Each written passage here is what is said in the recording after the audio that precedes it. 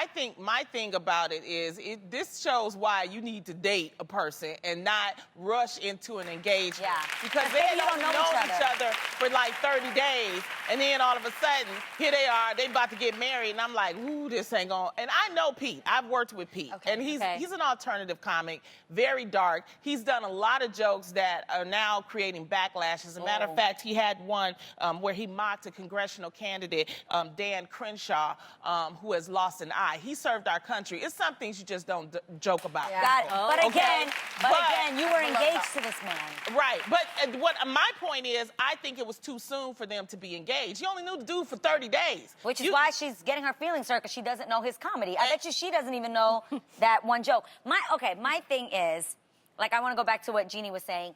Even if you said you weren't going to say something, right? Yeah. We all sit up here. This is our lives to have discussions. That's like saying I said to my ex, I will never speak about this ever again. And then we talk about romances. What I'm going to do, sit up here and be Silent Sam? I have the right to share my truth and share my story. I think everybody does. And in this sense, he has the right to, you know, make a little joke.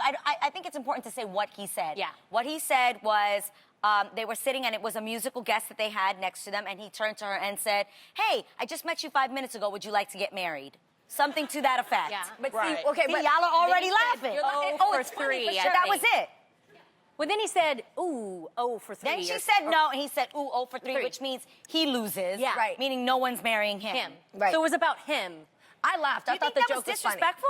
No. I didn't either. No. But I think, again, people, whatever they agreed upon, that's the part that vow between you guys, or that word, when you break that, that's when, you know, even if you know the other person would prefer not to be spoken about, would you still speak about them? I feel like we have a platform. This is what we do. And she said something. It's not like she didn't say anything. She has a song out there that says, thank you, next. Right? She actually, she actually mentions his name. To me. Right, that does to me. That was like, woo. I look at the order of how it happened. And I know that everything happens differently. You never know. Yeah. But just for me personally, like, I'm going to be respectful wherever I can be, but I'm always going to speak my truth. So I'm with you. I'm always going to tell you guys. So you would never tell somebody you're not going to keep it real with what's going on in my life. Always. But that's me to you. I think they just both use their arts for, you know, and it's just outspokenness, but I think it was too soon. They didn't know each other.